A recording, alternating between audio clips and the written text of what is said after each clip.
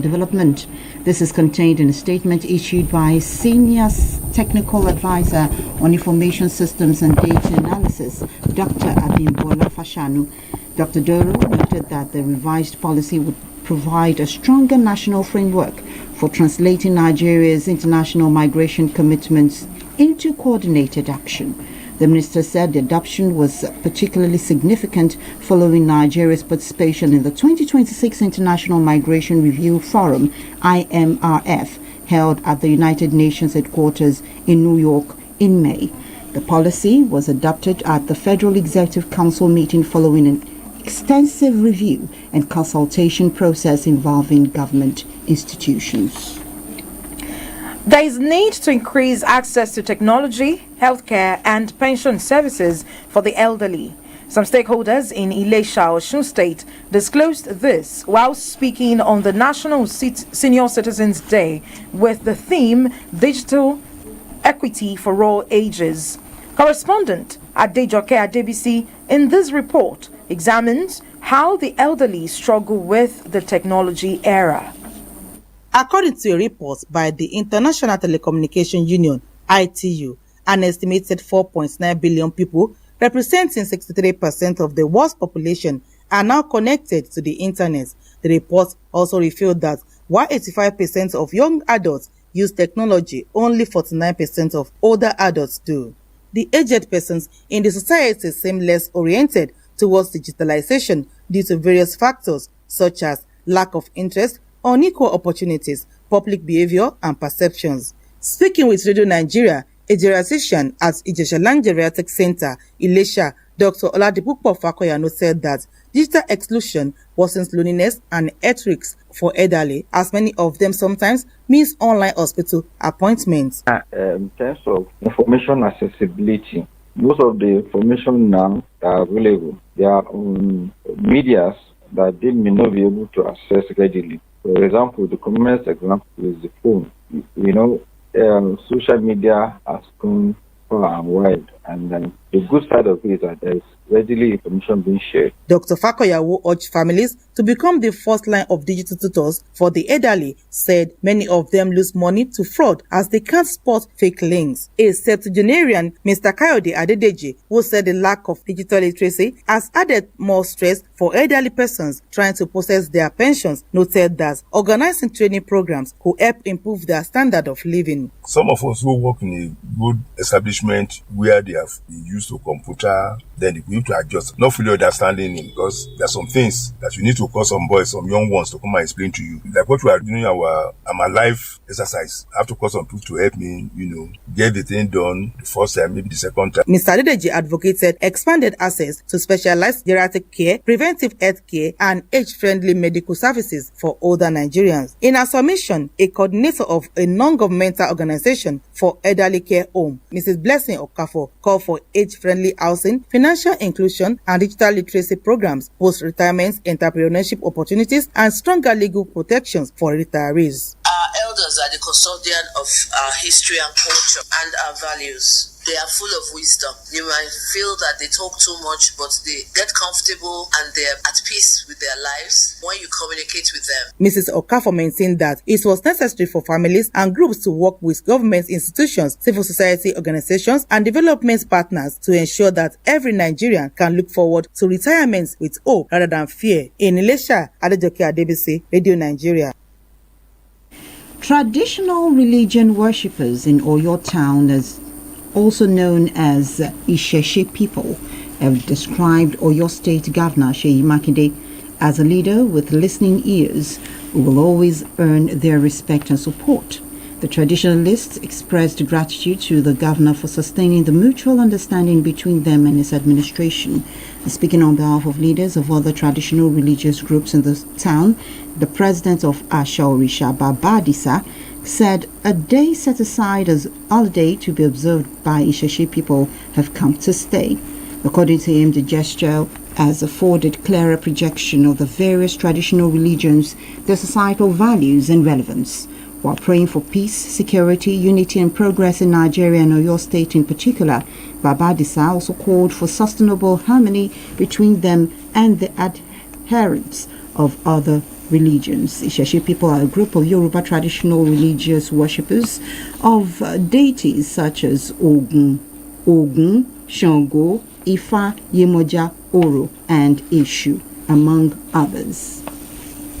The Nigerian Police Force, Oyo State Command, has joined other stakeholders across the world to commemorate the 2026 International Youth Day, IYD, with a walkathon aimed at promoting youth engagement, physical fitness, and a safer society. The exercise, held in Ibadan, involved officers and personnel of the command and was led by the Commissioner of Police, Mr. Olugbenga Abimbola. The procession, which commenced from the police command headquarters at Eleyele, Ibadan, moved through major areas of the city, with participants carrying banners highlighting the importance of responsible youth participation in building a peaceful society. Speaking during the exercise, Mr. Abimbola said the walkathon was designed not only to commemorate International Youth Day, but also to promote physical fitness among police officers and strengthen interaction between the police and the youths. He encouraged youths to remain responsible, law-abiding, and actively contribute to peace and security in their communities. The Nigeria Police Force, Oyo State Command, has confirmed the killing of a 48-year-old man identified as Peter Babadasin by suspected attackers in the Ibujaye area of the state. The State Police Public Relations Officer, Mr. Olayinka Anyolade, in a statement explains that the command has commenced investigation while efforts is ongoing to apprehend the fleeing suspects. According to reports, the victim was traveling with his wife from their residence in Budoshiweje when the assailants reportedly emerged from the bush and attacked them. The victim was said to have sustained multiple deep machete cuts on different parts of his body and died as a result of the injuries while his wife reportedly escaped from the scene. Police operatives who visited the scene recovered the victim's remains and deposited at a morgue. The Osun State Police Command has arrested 5 suspected members of an armed robbery syndicate and recovered a rifle, 13 rounds of live ammunition, and a single-barrel firearm allegedly used in a robbery operation in the state. According to a statement by the command spokesperson, Mr. Abiodun Ojelabi, the command received a complaint from a resident of Ada area on the 17th of August that his newly acquired Lexus Jeep had been stolen overnight by armed men.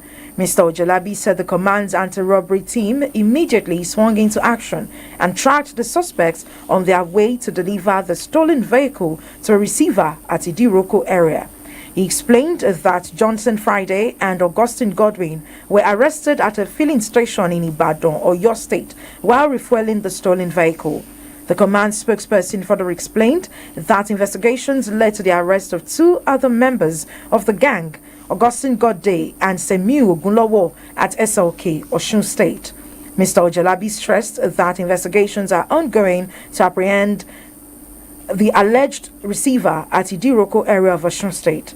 The command assured members of the public that all those found culpable would face the full weight of the law and urged residents to provide the police with timely and useful information that could assist in preventing and combating crime. This is the world today, the stories that made the headlines. WAEC has urged candidates to access certificate online. Experts have canvassed digital literacy training for the elderly. And still to come, Russian authorities arrests 8 people over smuggled ammunitions, and Alaska plane crash claims 8 lives. Do stay.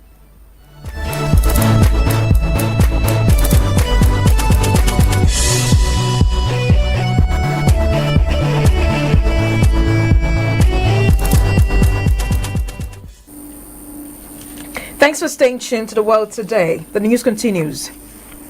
Russian authorities have arrested 8 people for planning an attack on an enterprise in the Moscow region and separately detained 1 foreign national for scouting out government buildings and strategic infrastructure.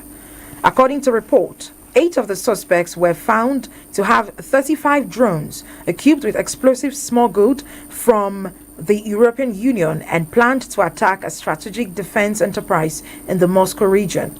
Also, Federal Security Service (FSB) said a foreign national from an unspecified country was detained in the northwest Mosmishk region, where he was planning to cross the border into Norway. The FSB said the individual was suspected of having scouted trains carrying petroleum products at a Moscow railway station, as well as administrative buildings in the Russian capital. Former Pakistan Prime Minister Imran Khan has been transferred back to jail after he was taken to hospital for court-ordered medical checks. The Supreme Court had ordered Khan to be taken to the private Shifa International Hospital in the capital, Islamabad, for treatment after his lawyer filed a petition over health concerns. The former Pakistan Prime Minister and his wife Bushra Bibi were both sentenced late last year to 17 years in prison in a case Khan argues was politically motivated.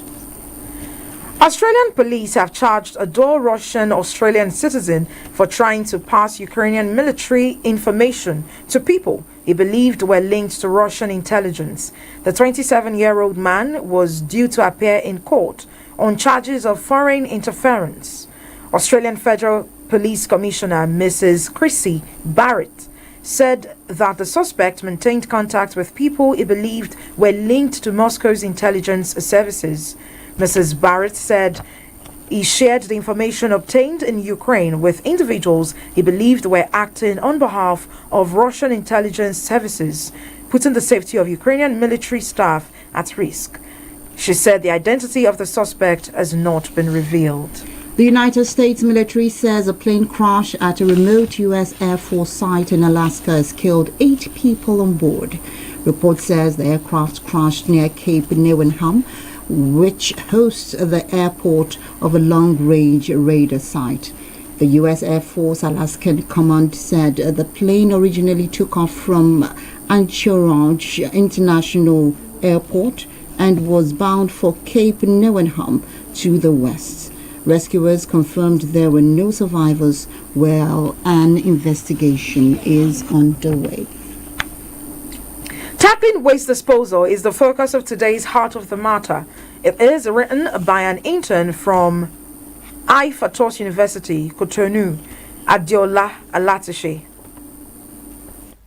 Modern-day waste disposal technology is vital for the development of any nation. It is therefore imperative that environment be kept clean at all times for the good health and well-being of citizens. Waste disposal is the most pressing environmental challenge confronting both urban and rural areas of the country. Proper disposal of waste will ensure a pollution-free environment, which has been a major challenge despite various attempts by every successive government. Every day, households, markets, and businesses generate large amounts of waste. Unfortunately, much of this waste ends up on roadsides, in gutters, rivers, and other public places. This not only makes the environment unattractive, but also poses serious health and environmental risk. Residential areas, markets, waterways, streets, and underdeveloped plots of land have been turned to waste dump by many households. Poor attitude of the public towards waste disposal,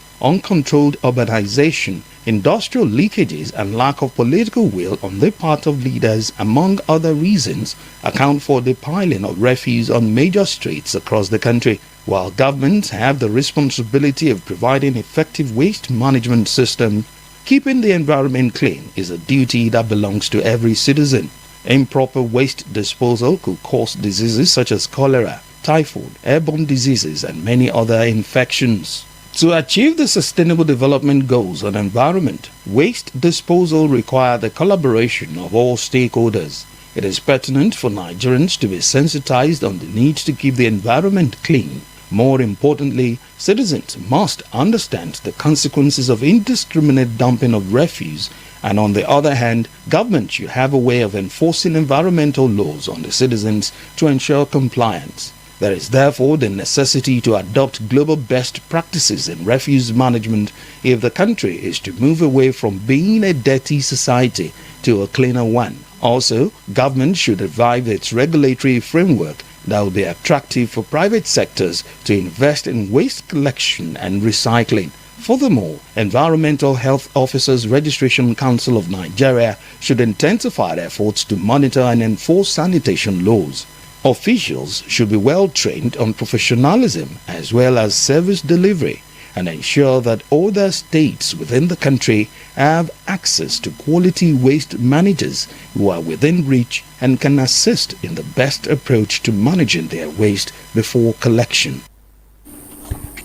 That script on tackling waste disposal was written by an intern from Ifatosh University, Cotonou, Adeola Alatishe, and read by Stephen Agbaje. Thank God it's Friday. Let's join Lilian Ibomo on the entertainment news.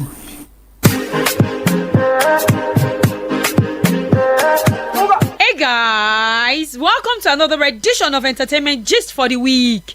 I'm Lilian Ibomo, aka IJB.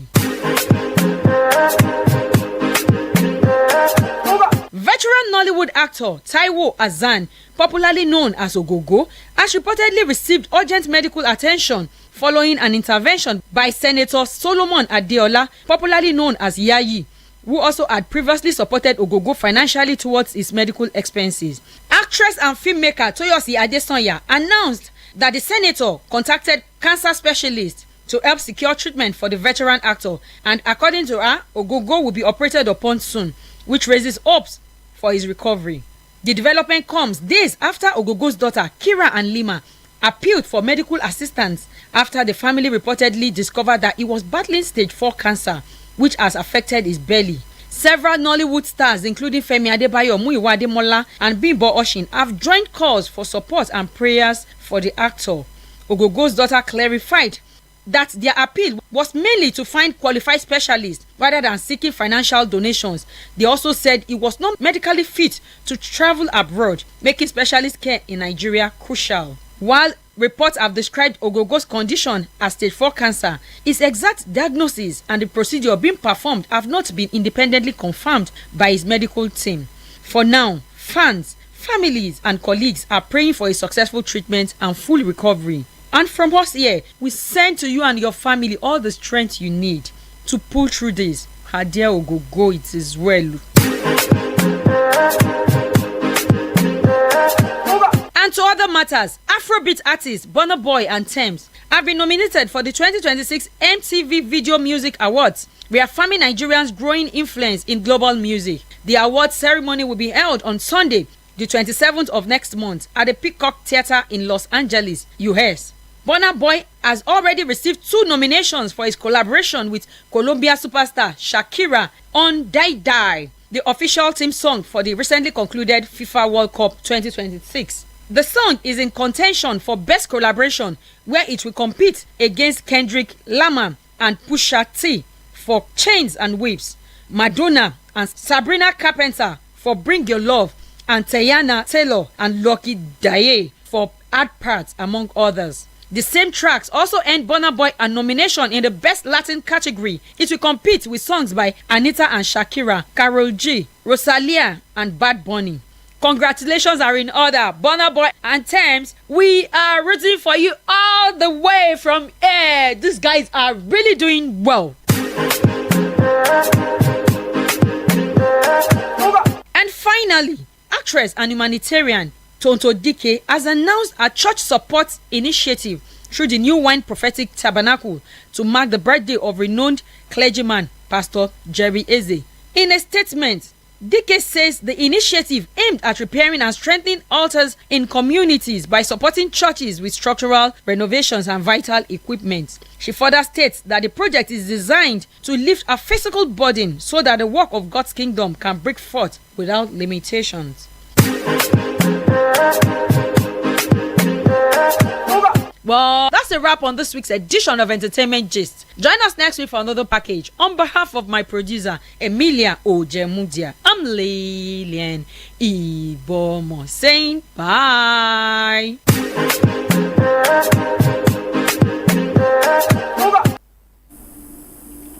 Thank you, Lilian, for that entertainment gist. To end the news on the world today from the stable of Radio Nigeria, here again are the day's top stories. The West African Examination Council, WAEC, has announced that the 2026 West African Senior School Certificate Examination, WASS, for school candidates, certificates are now available on its digital certificate platform. Experts have advocated increased access to technology, healthcare, and pension services for the elderly. Some stakeholders in Ilesha, Osun State, disclosed this while speaking on the National Senior Citizens Day with the theme Digital Equity for All Ages. Russian authorities have arrested 8 people for planning an attack on an enterprise in Moscow region and separately detained 1 foreign national for scouting out government buildings and strategic infrastructure. And lastly, the United States military says a plane crash at a remote U.S. Air Force site in Alaska has killed 8 people on board. Well, that's it on the world today. Do join us on Monday for the fresh edition of the program. Modukwe Toba edited. My name is Olubukola Enimola. Thanking you for staying tuned and wishing you a beautiful weekend. And from my colleague, Toby Loba Delano, have a fantastic weekend ahead of you.